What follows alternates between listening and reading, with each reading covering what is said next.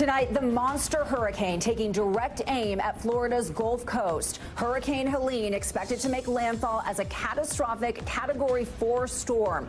The National Weather Service upgrading their predictions, saying deadly storm surge could reach 20 feet high. Roads packed with millions evacuating. Officials urging people to get out before time runs out. Mexico getting a glimpse of the storm's wrath. When Helene will make U.S. landfall. Plus, we will speak with the mayor of Tallahassee, the biggest city in direct line of the storm. Also tonight, courthouse explosion. An explosive device set off outside a Santa Barbara courthouse, leaving multiple people injured. Police detaining one person shortly after the blast. The investigation underway into why the bomb was intentionally detonated. Deadly bus hijacking, these horrific moments as a driver is held at gunpoint. The suspect leading police on a chase through downtown L.A. The terrifying takeover, leaving one passenger fatally shot. The driver being praised for his quick thinking, and what we're learning tonight about the suspect in custody. Looming ground invasion, Israel preparing its troops for a potential incursion into Lebanon as it continues its air assault on the region. Hezbollah firing a missile at Tel Aviv for the first time. And the late breaking news tonight, the U.S. trying to come up with a deal to bring both sides back from the brink of all-out war. One-on-one with Harris. Vice President Kamala Harris sitting down with MSNBC's Stephanie Ruhle for her first solo network interview, which she's revealing less than 6 weeks away from the presidential election. Bombshell McMahon doc, former WWE CEO Vince McMahon defending his title amid sexual misconduct allegations. The series giving a rare look at the rise and fall of his wrestling empire. Tonight, we speak with the lawyer of the former employee accusing McMahon of abuse, assault, and sex trafficking. The new claims, she says, are coming to light in the wake of her client's lawsuit. And scary moments caught on camera. A coyote snatching rock star Tommy Lee's dog and taking off. How his wife rescued the pup and her warning to others after the attack.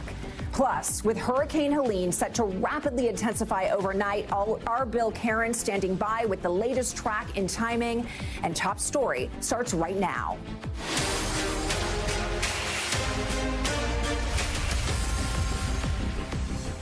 Good evening. I'm Liz Kreutz in for Tom Llamas. Tonight, Hurricane Helene forecast to reach catastrophic Category 4 strength when it makes landfall along Florida's Gulf Coast. The National Weather Service upgrading their prediction for the storm, spelling out an alarming scenario for parts of the South.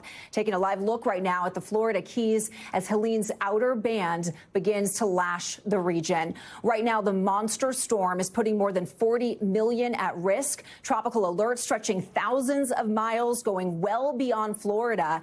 And take a look at the radar. This is where Helene is right now, but the hurricane is expected to rapidly intensify, fueled by the Gulf's extremely warm waters. The sprawling system could unleash dangerous storm surge, reaching a staggering 20 feet in some spots. As you can see here, that is well above a typical one-story home.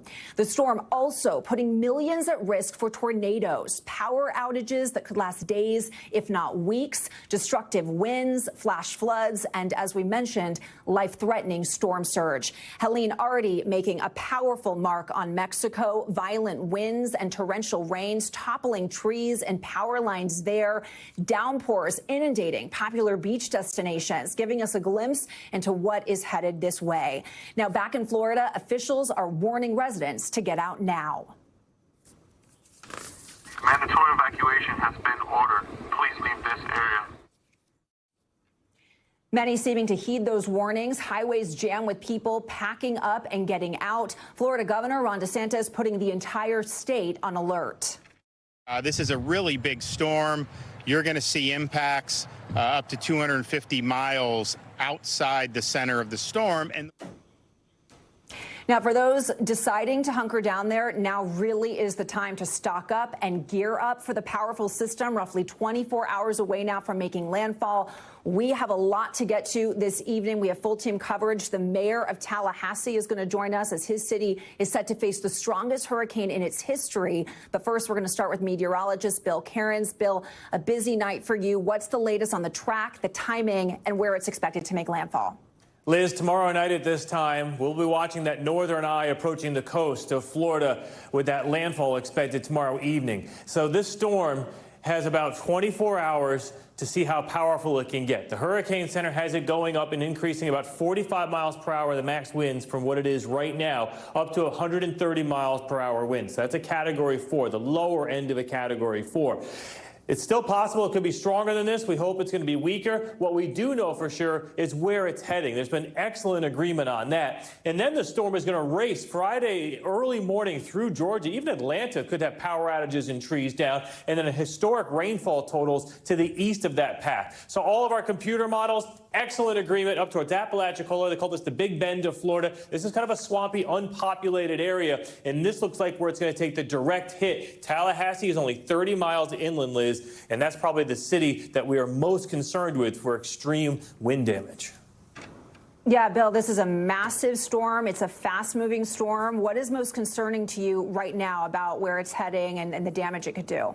Yeah, so I put three headlines together. These are the things I think when the storm is over with, we're going to be looking at the most, and these are the people that are going to need the most help. So Tallahassee, obviously, they are expecting the worst hurricane in their city's history. For the most part, Tallahassee's been, on the edge of a couple, missed a couple. This one looks to be the worst, strongest winds possibly ever recorded in the city tomorrow night. Storm surge up to 20 feet. It's a mostly unpopulated area, but not completely. There are some small little towns along that Big Bend area, also down towards Cedar Key, so we're going to have to watch that. And then historic rain far inland. It started pouring today in areas of northern Georgia, South Carolina, and the mountains of North Carolina, and that's going to continue. So we got 36 million people under either tropical storm warnings or hurricane warnings. That storm surge, the worst of it, that's that Big Bend area. But even in Tampa, it could be 4 to 8 feet of storm surge, which would be historic. So we're not going to have horrible wind or rain in Tampa, but the storm surge could be higher than any storm people have ever seen. And that'll be tomorrow afternoon into the early evening. And then the flood watches cover 36 million. I mentioned the rain. This storm is already drawing moisture up. It's hitting a cold front, and it is pouring from Atlanta into the mountains of North Carolina. And this is before the storm has even gotten there. So by the time the storm arrives, the ground is saturated, the rivers are full, and then it's just going to pour with Helene when it moves north Friday morning. And everything is just going to, we're going to have widespread flooding, life-threatening, landslides in the mountainous areas of the Appalachians. That's this high-risk area from just outside of Atlanta to Asheville. Even in metro Atlanta, we could have historical rainfall problems and flooding. Then, of course, that area right near Tallahassee, that's where obviously the storm makes landfall is, and we'll have a lot of rain with that too. Yeah, and Bill, on top of all of that, we also know there's a tornado threat associated with this storm. Where's the risk zone there? Yeah, tropical cyclones, when they make landfall, some produce a lot of tornadoes, some produce hardly any. It's kind of a wild card, but we're thinking that this one actually has a chance to produce a couple significant tornadoes tomorrow, most likely from Jacksonville, Florida, through Brunswick, up through Savannah, towards Hilton Head. That's the area of greatest concern for tornadoes, but anywhere in this yellow, including Central Florida up to Charleston and Myrtle Beach, has a chance for isolated tornadoes. That's always a wild card, Liz, and we won't really figure that out till probably tomorrow afternoon, tomorrow evening when that threat materializes. All right, Bill, we know you'll be tracking this. Thanks so much. And as Bill mentioned, this storm is expected to hit very close to the capital city of Tallahassee, and it could be one of the strongest storms to hit that city ever. Kathy Park has made her way to Tallahassee. She's joining us right now from the ground there. Kathy, what are you seeing? What are folks doing? What's the latest? Liz, good evening. So right now, folks are literally bracing for impact. You heard Bill mention just a few moments ago that Tallahassee looks like we're in the bullseye. And the mayor, we heard from him not too long ago either, and he said this could potentially be the worst, the strongest storm the region has seen, especially if it becomes a Category 3 hurricane. If it's a Category 4, which is also a possibility, that's something that he mentioned, it could be extensive damage. And of course, here in Tallahassee, there are a lot of trees. trees, tall canopies. And the big concern, of course, are those downed trees and, of course, the downed power lines, the extensive power outages, because those wind gusts could be sustained for an extended period of time, several hours. So we could be looking at widespread power outage in this area. But, of course, in advance of this storm, they are mobilizing quickly, relying on mutual aid. We're told that 9 different states are pitching in. They have crews coming in. They'll be in later on this evening. They plan on actually tripling the workforce by tonight. And, of course, the mayor also saying that this will likely be a marathon, not a sprint, when it comes to recovery efforts on Friday. Liz? All right, Kathy Park, stay safe there. Thanks so much for that. And joining us now is the mayor of Tallahassee, John Daly. Mayor, thank you for joining us. I know it's a busy night for you. Your community, Florida, there, no stranger to hurricanes. But as Kathy mentioned, and you've mentioned earlier, Helene could be nothing like the area has experienced before. What are you bracing for? What are your big concerns as you prepare for it to make landfall? Good evening, Liz. That is correct. It will be the largest, most intense hurricane in the history of the city of Tallahassee if we are directly hit by a Category 3 or a Category 4 storm. So we are bracing for impact. We are bracing for the worst. We know that there's going to be a lot of damage. We know there's going to be a lot of destruction. The city as an institution has been preparing for the past week.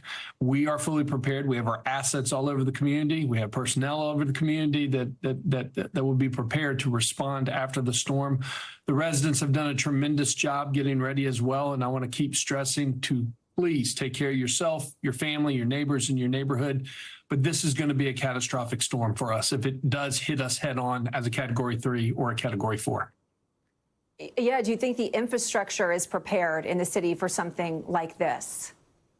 We've been working for the past week to make sure that we're strengthening all aspects of our infrastructure, whether it's the electric utility grid, whether it's our stormwater system, our water system, natural gas system. But look, when you have a Category 4 that hits you head on, you're going to have significant damages. So we are preparing for restoration after the storm. We have called in our mutual aid agreements, and we have crews that are driving through the night as far away as Oklahoma to come help out the great city of Tallahassee, and we're very thankful for that. And it was mentioned, and it is true, we will be tripling our workforce over the evening. And then once the storm passes, we'll have other mutual aid agreements through the state of Florida and the Southeast that will be able to come help us as well. Our goal is to increase our workforce by 5 times to restore the power. But nonetheless, we are bracing for a direct impact from a Category 4 hurricane, and it's going to be devastating. And I cannot stress enough for the residents that we need to shelter in place. If you want to leave, you must leave now. Find a safe place to be. Go to one of our shelters, and let's be safe and let's be smart. Well, I was going to ask you that, Mayor. What's the mood on the ground there? What are you seeing as you drive around? Do you feel like people there are truly taking these warnings seriously? Absolutely. Liz, we're also a college town. We've got Florida State University, Florida Agricultural and Mechanical University, Tallahassee State College. We have a student population of about 70,000. And working with the presidents of those institutions yesterday, they shut down the college campuses. We have encouraged the students to go home to be safe. Those students that will be remaining, we have great shelters in place where they can also go to be safe. But the residents here, look, we have a saying, we're Tallahassee strong. Unfortunately, we are familiar with hurricanes, although we have never been directly hit by a storm of this magnitude. But we know how to prepare, and we have taken time to prepare, and we will be ready. We have planned. It's just a matter of what is Mother Nature going to bring us. We'll do the assessment, we'll roll up our sleeves, and we'll get to work as soon as we possibly can when it's safe. Yeah, have you talked to the governor? Is there something you're specifically asking or any resources that you're getting from the state ahead of the storm? I am very pleased that we've had a conversation with the governor's office, and he has declared a statewide state of emergency. Very pleased, and I've had the opportunity to speak to the White House and the Biden administration. The president himself has declared a national state of emergency for our area.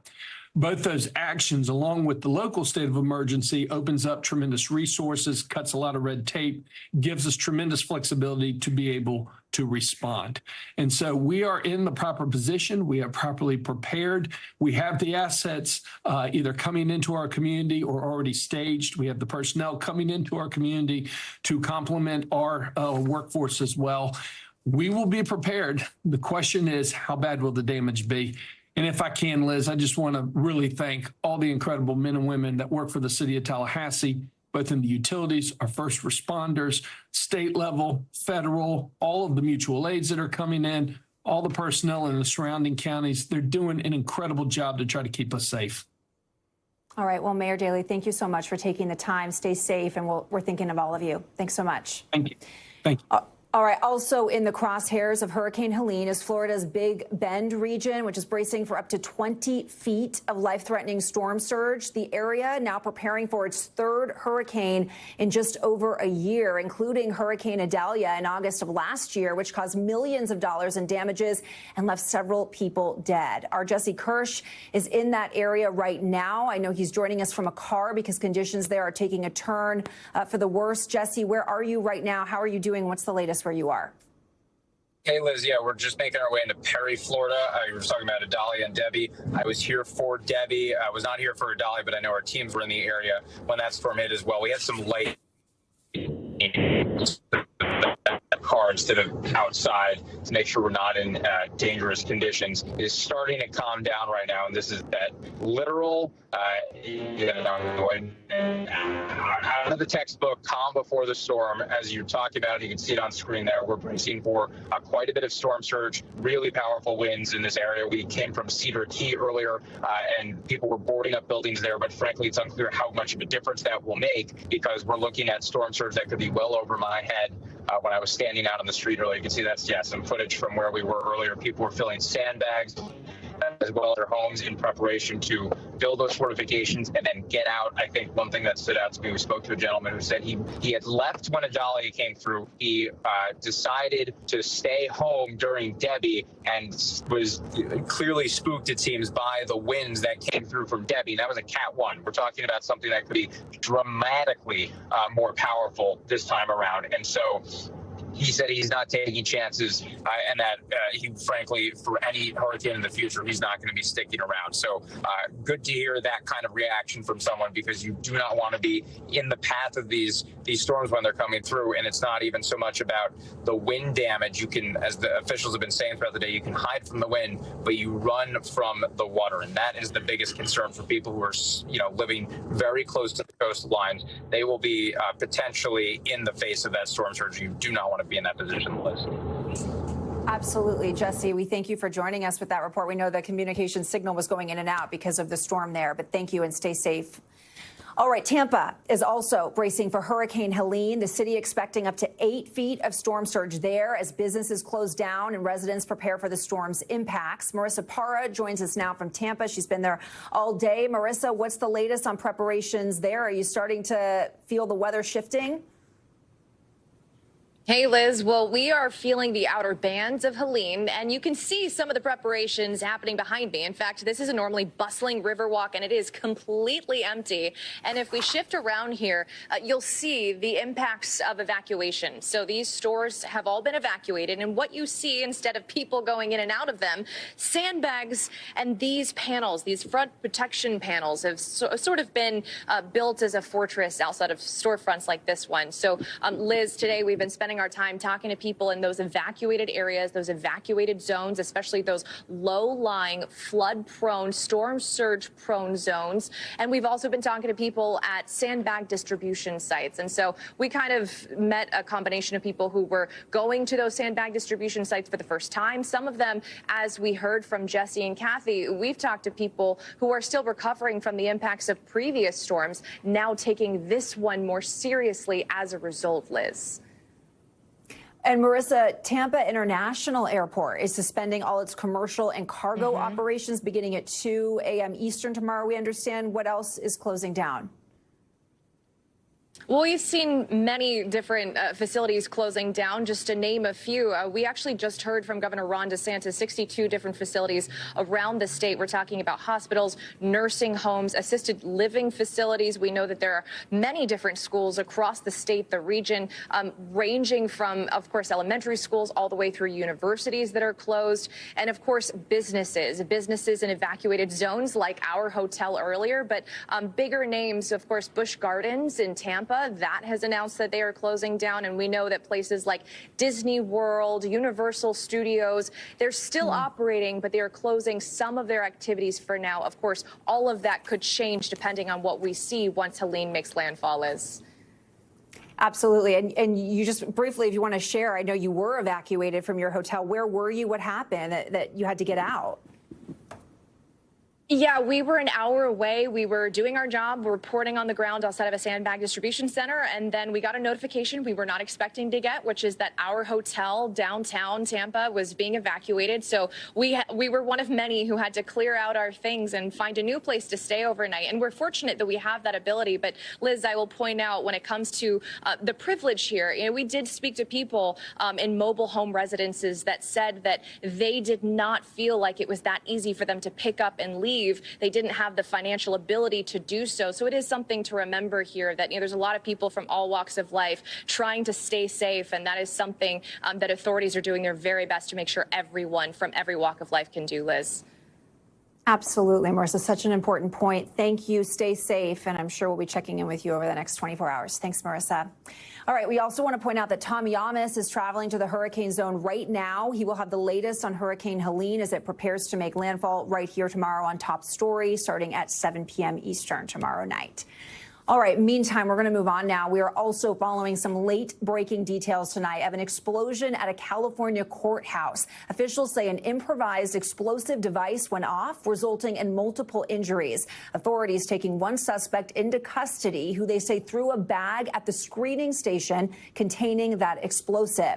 The blast happening at a courthouse in Santa Maria, that's about 150 miles northwest of downtown Los Angeles. NBC's David Noriega is live for us tonight in Santa Maria. David, good to see you. What more are you hearing about those injured in this attack?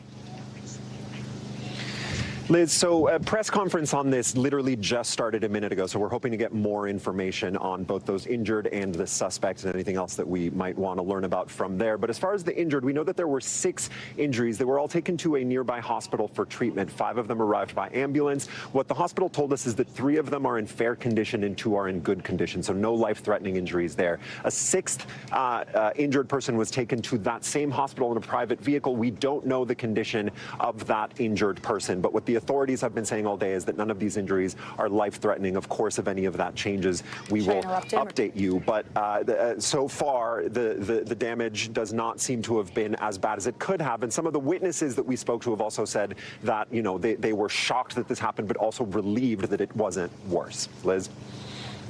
Absolutely, David. And we know that press conference is ongoing right now, so we will get some updates. But do we have any additional information yet on the suspect that officials arrested, a motive for why this person did this?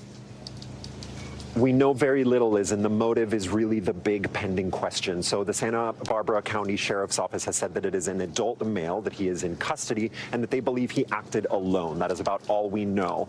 We also know that the FBI is involved in this case, and one big thing that we're paying attention to is whether the FBI takes over the investigation, because if they do, that would indicate that there's something special about this suspect or his motive for it to require a federal investigation. That is one of the main things we're hoping to find out from this press conference. Liz?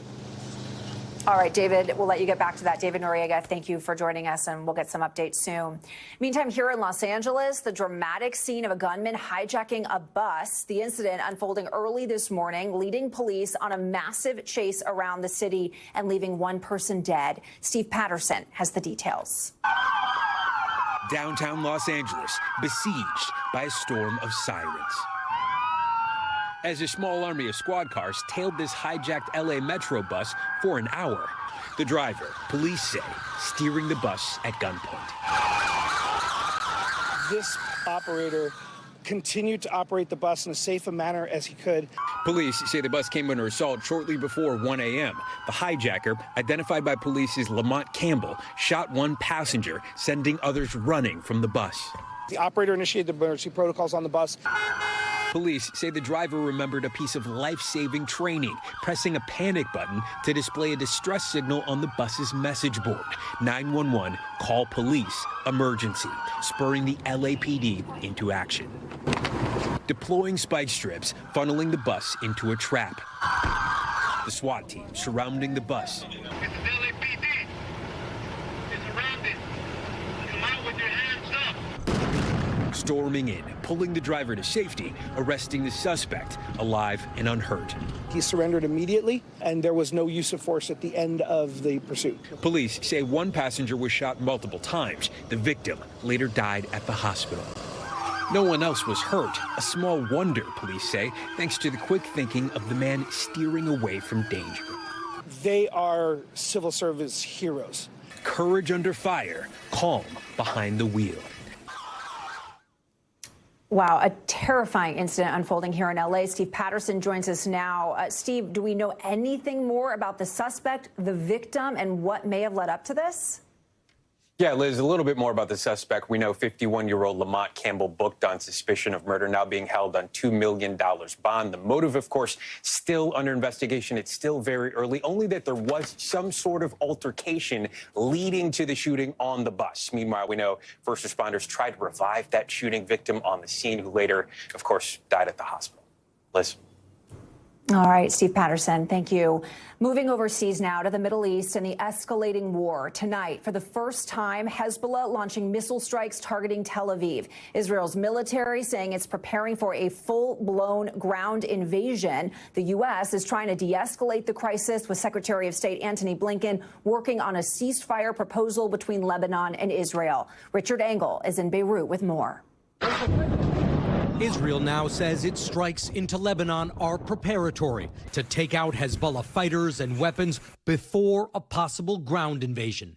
The chief of staff of the Israeli military today told his troops a maneuver is being planned into Lebanon, where the death toll from air attacks has been rising for days. You will go in, destroy the enemy there, and decisively destroy their infrastructure, he said. Hezbollah leaders are promising to inflict heavy casualties in a ground war. And to prove they're undeterred, the Iranian-backed militia group for the first time launched a missile at Tel Aviv. The missile was shot down by Israeli defenses. The last time Israel invaded Lebanon was in 2006. That war crippled Lebanon and destroyed its infrastructure. After heavy losses, Israel ended the operation. President Biden today still hopeful. An all-out war is possible, but I think there's also the opportunity, or still in play, to have a settlement that could fundamentally change the whole region. There needs to be a two-state solution. But his calls for diplomacy are going unheard. Beirut is already filling up with refugees. Public schools turned into shelters to accommodate the tens of thousands of Lebanese who have left the south and the west, areas that are being shelled by Israel right now. Israel says it will fight until Hezbollah is disarmed. Hezbollah says it will fight until Israeli troops stop attacking Gaza. And neither side shows any sign of backing down. A woman I spoke to tonight who evacuated to Beirut with 21 of her relatives told me she hopes the U.S. government will act and not allow Lebanon to become the next Gaza. Liz? All right, Richard Engel, thank you. Still ahead tonight, an up-close look at the rise and fall of WWE CEO Vince McMahon. The new series diving into the creation of his wrestling empire and controversies that ultimately ended his career, his direct response to sexual assault allegations, and we speak with the lawyer of the former employee filing a bombshell suit against him. And was the deadly Baltimore bridge collapse preventable? The new lawsuit claiming the catastrophe was avoidable. We'll explain. Plus, star gymnast Jordan Childs taking another shot at getting her bronze medal back. Will her latest appeal win over the Court of Arbitration? Stick with us.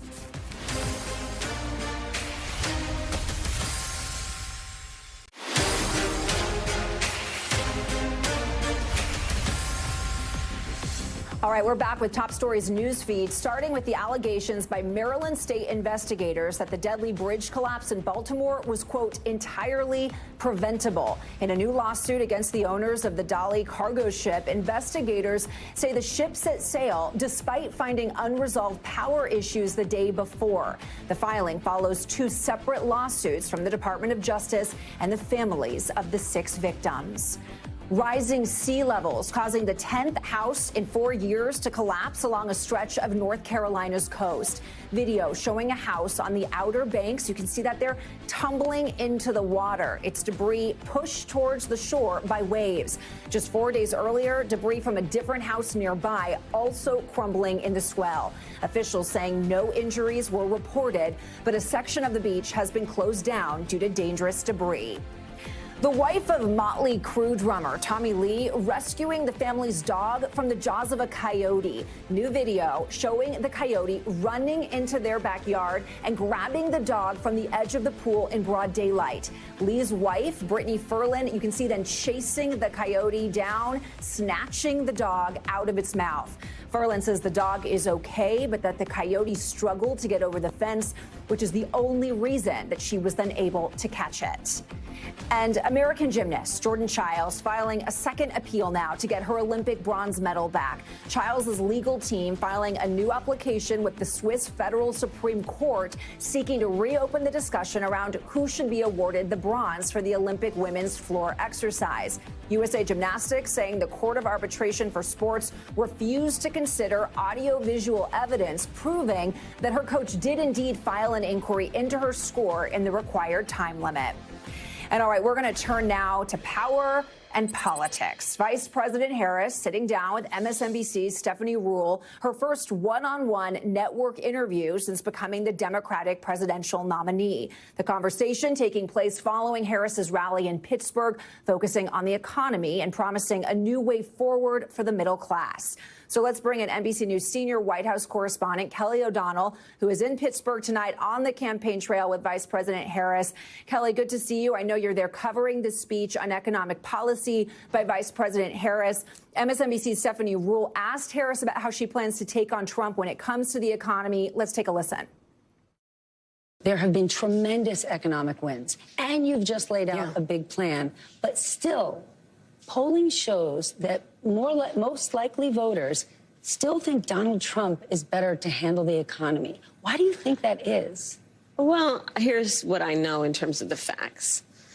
Donald Trump left us with the worst economy since the Great Depression when you look at, for example, the employment numbers. It was during COVID, and employment was so high because we shut down the government, we shut down the country. Even before the pandemic, he lost manufacturing jobs by most people's estimates, at least 200,000. He lost manufacturing plants. My perspective on the economy is when you grow the middle class, America's economy is stronger. And there's empirical evidence to prove my point correct.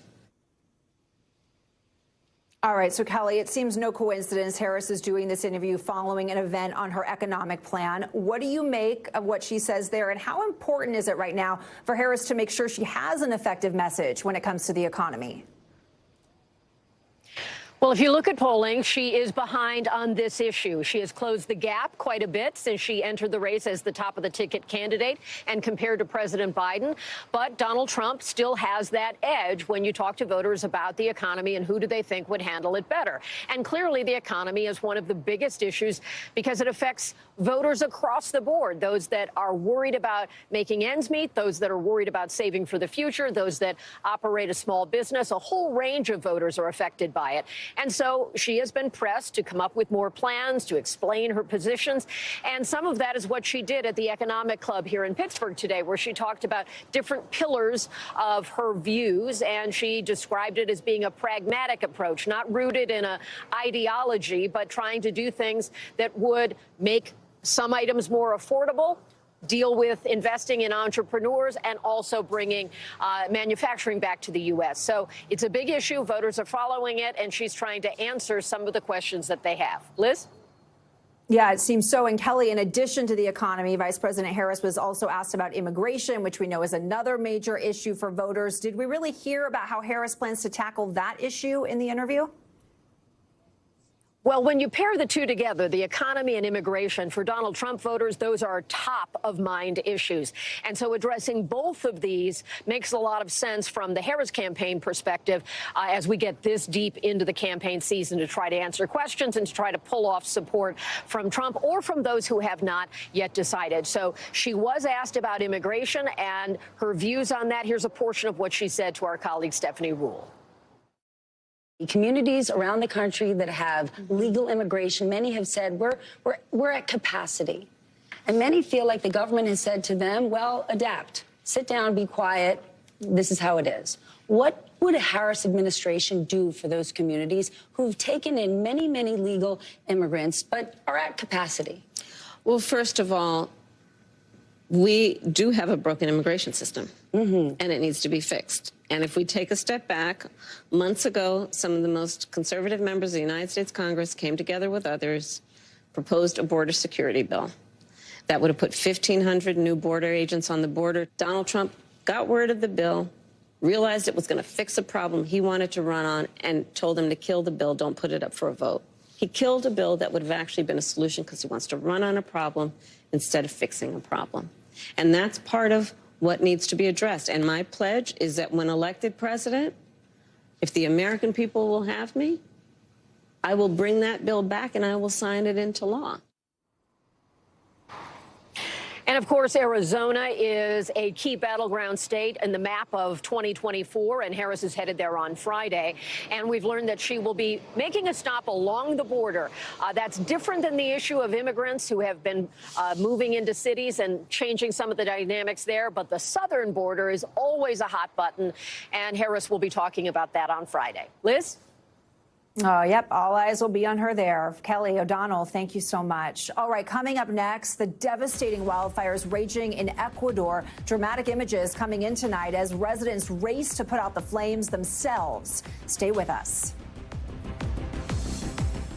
Thanks for watching. Stay updated about breaking news and top stories on the NBC News app or follow us on social media.